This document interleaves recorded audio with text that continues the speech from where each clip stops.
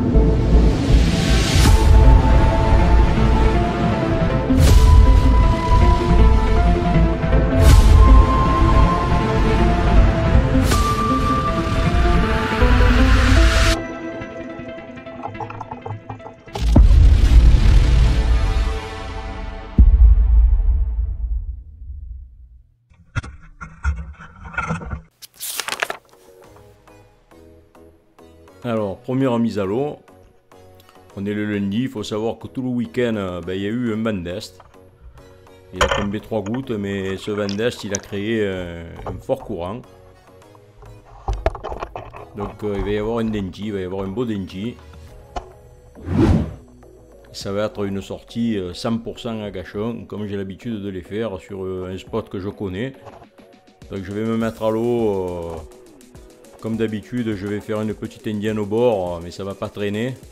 Et je vais attaquer les agachons. Et la grande difficulté pour faire ces agachons, ça va être ce courant. C'est-à-dire que quand tu restes en surface et que tu te prépares, voilà, là je m'approche à peu près, je suis près d'un écueil où ça bouge un peu. Alors il n'y a pas de mer, hein, il y a juste un petit clapotis au bord avec de l'écume. Mais ce courant, il va t'empêcher de faire les agachons, c'est-à-dire que tu vas pas pouvoir te préparer. Et parce que, voilà, là je vous fais voir un endroit typique. Voilà, là c'est le spot typique pour piquer du denji. Il faut vraiment se cacher comme ça. Mais là je ne suis pas assez profond. Mais n'empêche que c'est ce type de spot que je vais rechercher. C'est avant tout, le plus important, c'est de trouver le bon spot. Voilà, qu'il soit là, les denji c'est une chose, mais il faut trouver le bon spot. Donc je vous reprends pour préparer l'agachon, je suis en surface et le temps que je prépare, une minute ou deux, je dérive et je m'en vais loin de là où je veux descendre. Et la grande difficulté, ça va être de trouver des endroits à l'abri de ce courant. Alors de préférence à l'abri des écueils. Il y a des écueils, on contourne l'écueil et il y a bien une zone où il n'y a pas le courant et on essaye de descendre et de trouver un spot où on peut se caler. Voilà, ça c'est un spot qui... C'est juste pour prendre l'ambiance, pour voir ce qui va se passer, parce que pendant un petit moment, je vais les voir. Ils vont disparaître, je vais les revoir. Je sais que c'est des gros spécimens. Là, il n'est pas question de tirer autre chose que du denji. Si, à moins qu'il y ait une belle dorade qui se pointe, ou un bolou, ou un gros barracuda, mais en général, je ne vais pas tirer. Voilà, ça c'est le type même de spot où d'en haut tout est plat, tu crois que tout est plat. En fait, il y a une belle tête de roche, je vais descendre dessus et vous allez voir ce qui va se passer, je ne vais pas rester, parce que je vais vite comprendre que le poisson il va me voir, je ne peux pas me cacher. Moi ce que je cherche c'est des spots où je peux entièrement me cacher. Vous voyez là je prends la température, j'ai vu que je ne peux pas me cacher, ça ne va pas traîner, je remonte.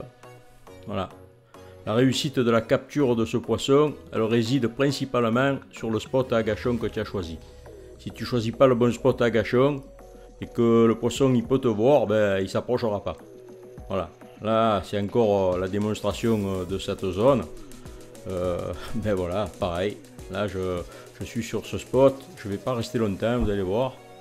Voilà, je réalise que je ne suis pas bien positionné, le poisson, même s'il vient d'en bas, il finira par me voir, donc je vais vite remonter.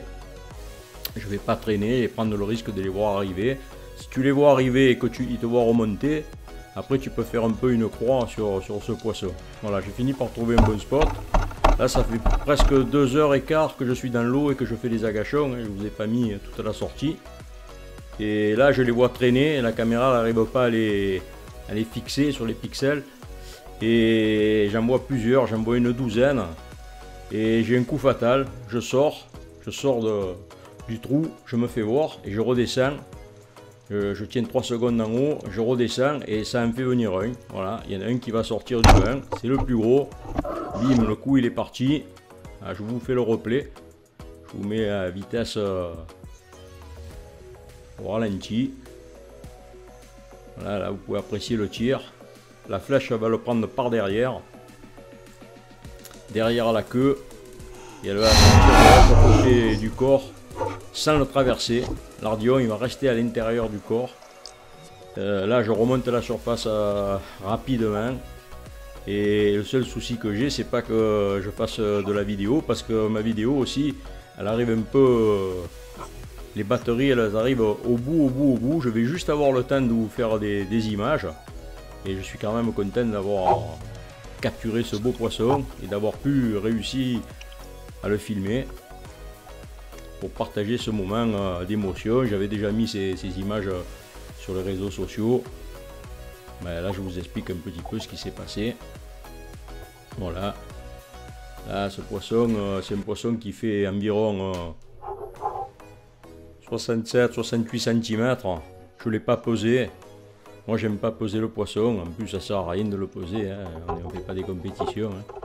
Donc il faisait 67 cm. Et à l'intérieur, dans le ventre, il avait bien mangé. Il avait du poulpe. Il avait des petits poissons. Ben, ce matin-là, sa chance, c'est qu'il est tombé sur papy, ou plutôt ma chance à moi d'être tombé sur lui, d'avoir réussi à le transpercer. À ce moment de la vidéo, normalement, je te demande de t'abonner.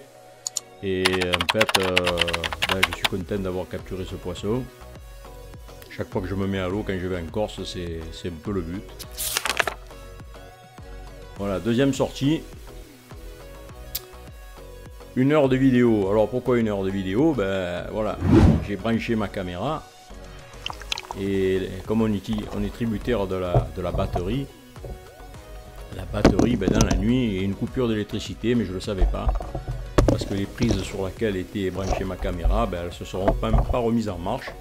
Et ma caméra, elle est simplement avec une batterie qui va durer un peu moins d'1 heure. Donc ce jour-là, je vais faire 5 poissons. Je vais faire 2 petits sards. Je vais faire une eau dorade, un gros sard et une lasagne. Voilà.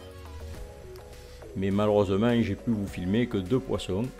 Alors comme je vous ai dit au début de ma vidéo, moi j'alterne les sorties à gachon, parce que la sortie à gachon pour le dentis, là on est le lendemain du gros dentis. Donc j'ai quand même besoin de récupérer, parce que 2h15 d'agachon, en plus c'était pas les agachons comme je fais habituellement, hein. D'habitude je fais un circuit, là non, je me préparais soigneusement, j'avais vu qu'ils étaient là et donc je faisais tirer un peu mon agachon, je restais un peu plus longtemps que la moyenne et ça a payé, ça finit par payer.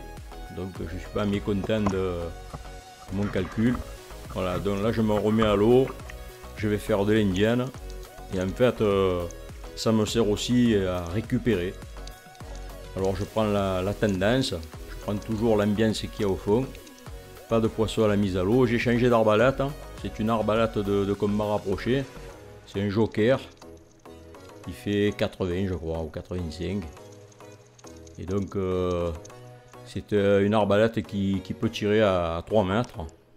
Voilà, mais je maîtrise pas bien la caméra dessus. La preuve, ben voilà.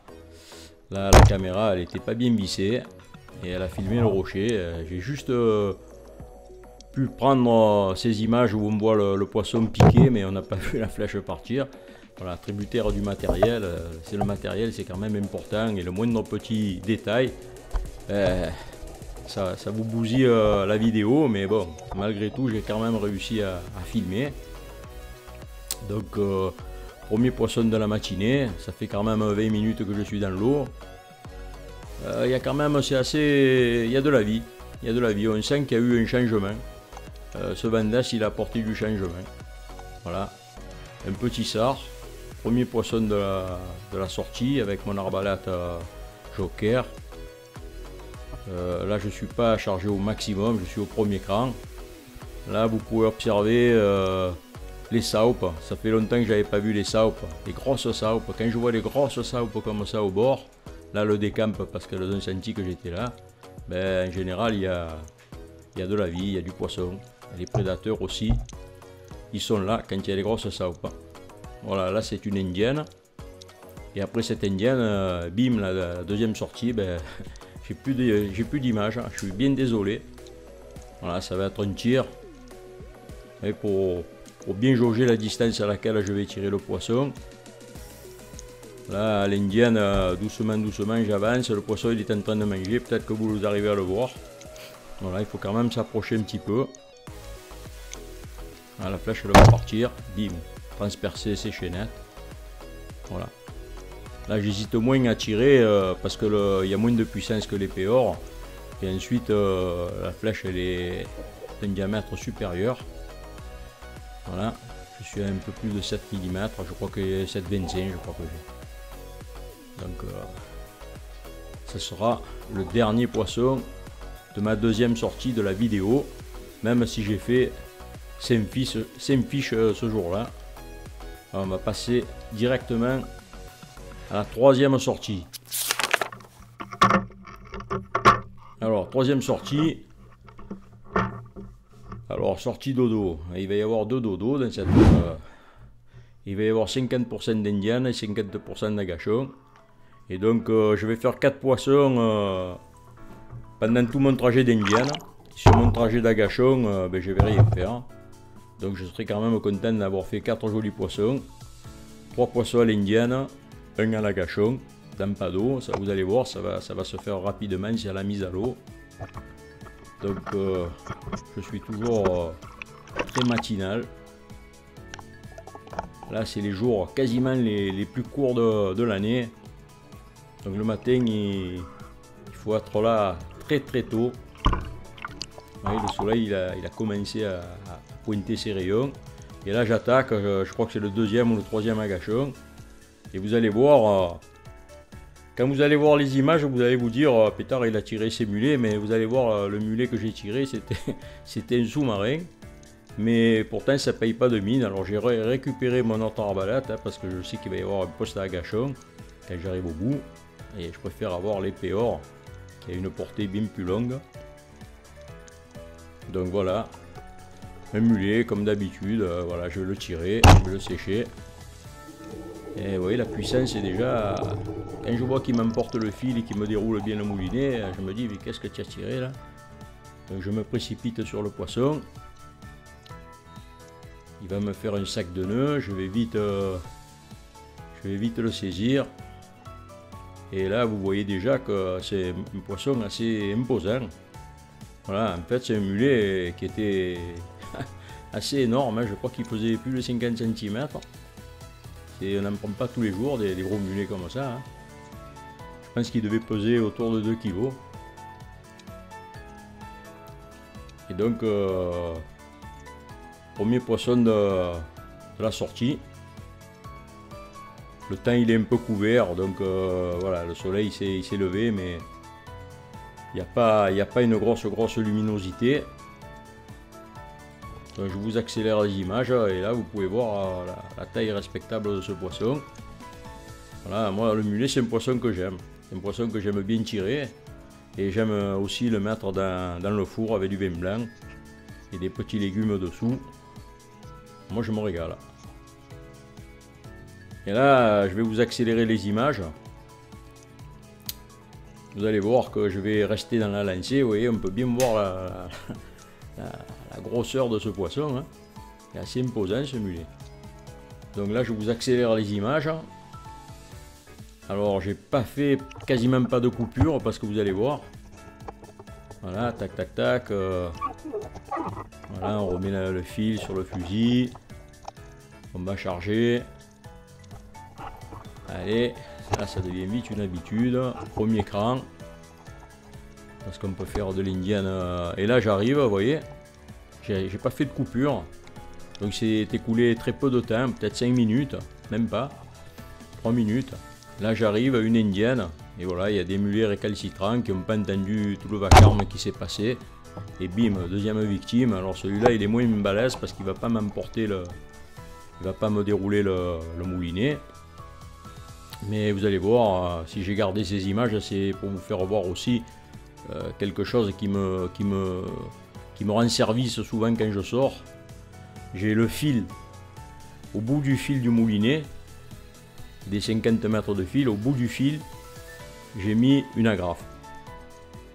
Et ma flèche, elle a le fil, moi je préfère que ça soit du nylon, hein, on peut mettre de la dynéma. Les fabricants ils appellent ça le monofil, vous voyez. J'ai fait une boucle, cette boucle je la mets dans mon agrafe. Et quand je vais refermer mon agrafe, et quand j'ai un sac de nœuds comme ça vient de se passer avec ce mulet, ben, j'ai vite fait de désolidariser le monofil du fil du moulinet, sortir le poisson tranquillement par le fil, sans m'emboucaner la vie avec le reste, et le mettre à ma ceinture. Alors là je vous fais voir une indienne, je vous décortique l'indienne, parce que c'est une indienne dorade et on ne fait pas des indiennes dorades, c'est pas une indienne facile l'indienne à la dorade, et là je vais en faire deux, une après l'autre. Alors deux mulets, et là deux dorades. Donc vous allez voir, donc j'arrive après cette pointe, donc je rase le coin. Je reste près du mur, j'essaye de faire le moins de bruit possible parce que je sais qu'il peut y avoir toujours un beau poisson dans cette zone. Alors cette zone, je ne vous cache pas que je la connais par cœur. C'est souvent là que je fais un beau poisson. Donc j'arrive doucement, doucement. Alors il y a bien un petit clapotis au bord. Ce petit clapotis il va permettre la moindre erreur, c'est-à-dire qu'un petit, la flèche qui tape, qui racle un peu le rocher, ce petit bruit va être amorti par le clapotis qu'il y a au bord. La mer elle n'est pas agitée, mais il y a un petit clapotis qui fait du bruit dans la mer. Mais là je vois une dorade, voilà, je vous mets la flèche. Et donc à partir de ce moment là, je vais pas rester, je vais rester plutôt dans cette zone, dans cette faille, parce que je suis bien caché. Vous voyez ma tête elle est bien en retrait. Et je me dis peut-être qu'à la dorade, si elle prend le couloir, je vais peut-être avoir une occasion de lui lâcher une flèche. La difficulté, c'est que j'ai un épée or, même si je suis chargé au premier écran, ça va être compliqué de ne pas niquer ma flèche. Et j'essaye d'être le plus discret possible, même si ma flèche elle va un peu traîner sur le rocher. Vous voyez, observez, vous allez la voir. Voilà, vous la voyez, elle est là, elle a pris le couloir. Et là, avec le joker de la veille, j'aurais lâché mon tir ici. Mais là, je peux pas, parce que je vais tout fracasser. Et le petit bruit va me sauver, vous allez voir. Hop, elle monte. Et bim. Je peux la tirer en plein eau sans esquinter ma flèche. Alors, c'est vrai que quelquefois, ben, on manque le poisson parce qu'on veut trop préserver sa flèche. Mais là, ça m'a réussi. Et là, je ne vais pas faire la présentation du poisson, alors pour la simple et bonne raison que quand tu vois une dorade comme ça, discrète le matin qui est en train de manger, ben, tu te dis, il doit bien y en avoir une autre ou d'autres. Là, des collègues, certainement, n'est pas venu seul.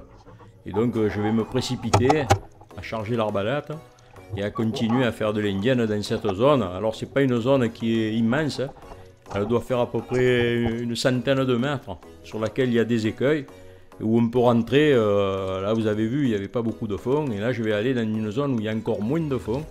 Il y a quasiment 1,50 m d'eau, voire moins d'1 mètre, dans certains endroits.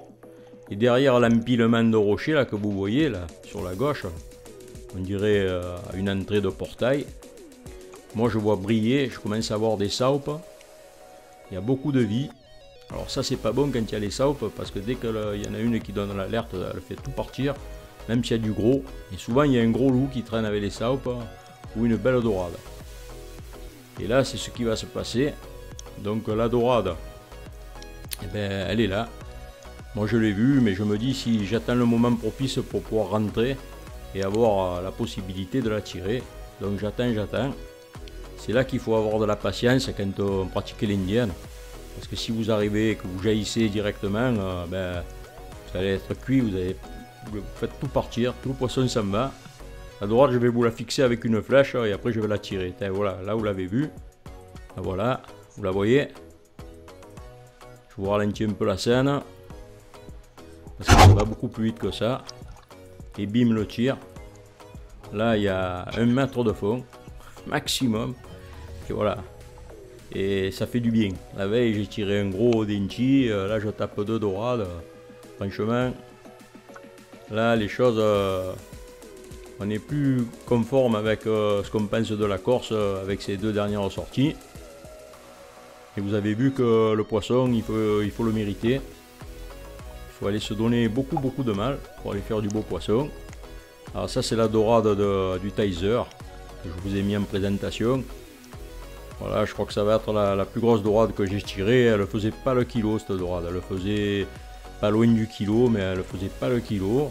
Mais en tout cas on s'est bien régalé avec ma femme, avec du vin blanc et des petits légumes. Là ça fait à peu près un peu plus d'1 heure que je suis dans l'eau, donc j'ai 4 poissons, 2 dorades, 2 mulets. Je suis assez content de ma sortie, mais elle n'est pas terminée parce que cette sortie normalement elle se termine par une zone où je peux faire des agachons. Et j'ai déjà fait des belles cérioles dans cette zone, mais ce jour-là ça va rien donner. Je vais aller sur la zone, je vais agachonner et je vais pas voir grand chose. Alors là on est dans la dernière sortie, la 4e sortie. En fait, je me suis dit, il faut que tu retournes sur le spot à denchi parce qu'ils sont peut-être toujours là. Mais bon, ça c'est l'abnégation, c'est la passion qui te fait revenir là parce que je sais au fond de moi que les denchi, je ne vais pas les revoir. Parce que quand tu prends du poisson mis à l'eau de terre et que tu as pris du poisson, du denchi en pleine eau, en général sur ce spot, quand tu reviens, tu ne les vois plus. Voilà. Donc, et là ça va être conforme à ce qui se passe habituellement. Alors là je vous fais voir la zone où je vais descendre faire un agachon. Et il n'est pas question de tirer autre chose que du denchi ce jour là. Sauf s'il me passe un beau poisson. Mais voilà. Donc là c'est pour imager ce que je viens de vous dire. Vous allez voir, il va y avoir un beau merle qui va se pointer. Là, certainement je l'aurais tiré au début de mon séjour. Un peu plus loin, vous allez avoir un beau lasagne qui va partir. Et le poisson, on sent qu'il est bien revenu. Il est là. Là, je suis en train de me dire que je suis en fin de séjour. Il me reste encore une petite semaine de chasse. Et je me dis que la semaine qui va arriver, il va y avoir certainement de belles surprises. Et effectivement, il y a eu des surprises. Et je ne manquerai pas de vous faire le 7e épisode. Vous voyez là il y a un beau lasagne qui va sortir pendant l'agachon. Et vous voyez le spot, c'est toujours un spot où je peux me cacher. Si je vois arriver les denchi au fond il y a du bleu, il y a une cassure un peu plus loin. Ça descend. Et en fait si je vois arriver les denchi, c'est facile pour moi de me cacher, de m'aplatir sur les rochers dans la faille. Voilà, là je vais remonter. Et voilà, la dernière sortie ça sera 0 fiche. Mais ça aura été une volonté de ma part de ne pas tirer de poisson parce qu'il n'y avait pas de denchi. Voilà, qu'est-ce qu'on peut retenir sur ce 6e épisode? Mis à part que j'ai capturé un très beau poisson, mais je me suis quand même donné du mal pour le capturer, vous l'avez vu, je me suis mis à l'eau, j'ai fait varier mes sorties, mon apnée elle est montée en puissance jusqu'à ce que toutes les planètes elles ont fini par s'aligner et le poisson il est arrivé et j'ai eu de la chance. Donc on est quand même tributaire de la météo.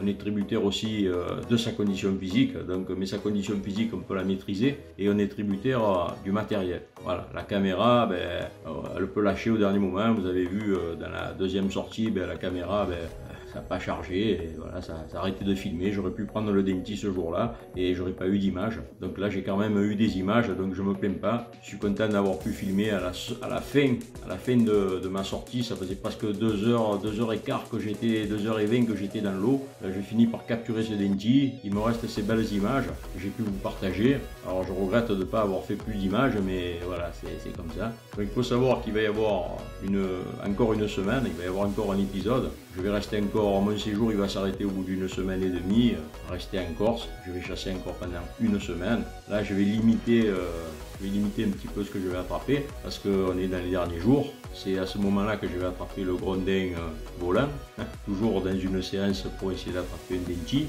Je vais retourner plusieurs fois sur le spot où j'ai vu le banc de Denty parce qu'il y avait une douzaine de poissons assez massifs. Donc ils étaient plus petits que celui que j'ai tiré. Celui-là il pesait à peu près 70 cm. Je peux vous dire que dans le ventre, il y avait un gros poulpe qui pesait à peu près 700-800 grammes, à moitié digéré. Et donc voilà, le poids d'un poisson il veut rien dire parce que si je pèse ce Denty et que je vous donne le poids du poulpe en même temps, bon, ça ne veut pas dire grand chose. C'est pour ça que je donne la mesure. Chaque fois que je prends un poisson un petit peu qui sort du lot, ça évite les débats sur le net parce qu'il y en a qu'en regardant le poisson, ils te disent exactement combien il pèse à 2 grammes près. Ils pensent, mais bon, ça c'est le net. Pour éviter ce débat, moi je donne la mesure parce qu'elle n'est pas contestable. Voilà, 67 cm, voilà, c'est un beau spécimen. Et voilà, comme ça, le Denty c'est un poisson très difficile et je me dis c'est peut-être le dernier que tu vas prendre. Voilà, parce que les années passent, vous avez vu le mal qu'il faut se donner pour prendre ce type de poisson. Et bon, je ne suis pas sûr d'assurer chaque fois que je vais y aller. Il y a des années où je ne vais pas en boire, je vais faire exactement la même chose. Je vais faire peut-être de plus belles pêches, mais je ne verrai pas de Denty. Comme cette année-là, je ne vais pas voir de barracuda. Même prisé que le Denty, quand il arrive, ça fait plaisir d'en piquer un, mais on préfère quand même piquer un gros Denty. Voilà, les temps ont changé. Donc tout ça pour vous dire que la pêche sous-marine de ce poisson, elle peut se faire en mise à l'eau de terre, à condition de se donner les moyens. Donc vous l'avez vu, ça a été comme une quête. Dès le début, je me suis mis à l'eau. J'ai fait suivre mes mises à l'eau en intervertissant. Chaque fois, j'ai fait une sortie indienne, après une sortie à gâchon, considérant que la sortie à gâchon c'est une sortie un peu plus fatigante puisque ça va éprouver un peu plus l'organisme, même si je digère bien cette fatigue. Mais après il faut savoir que l'apnée, si vous n'avez pas les heures de sommeil par exemple, l'apnée elle va durer moins longtemps le lendemain. Alors ça avant je ne m'en rendais pas compte, mais depuis que je filme je m'en rends compte. Et donc je sais que lorsqu'il y a une petite fatigue quelque part, l'apnée elle est moins performante. Et donc c'est pour ça que moi je me mets à l'eau, je fais de l'apnée. Je vais faire des agachons, je vais faire que des agachons pendant 2 heures et sans aller dans le rouge, en essayant de ne pas aller dans le rouge. Et ensuite, le lendemain, je vais faire une séance où je me mets quand même à l'eau pour garder mon aquacité, pour garder mon rythme et puis peut-être faire une belle rencontre aussi et faire de l'indienne, une pêche que j'adore aussi.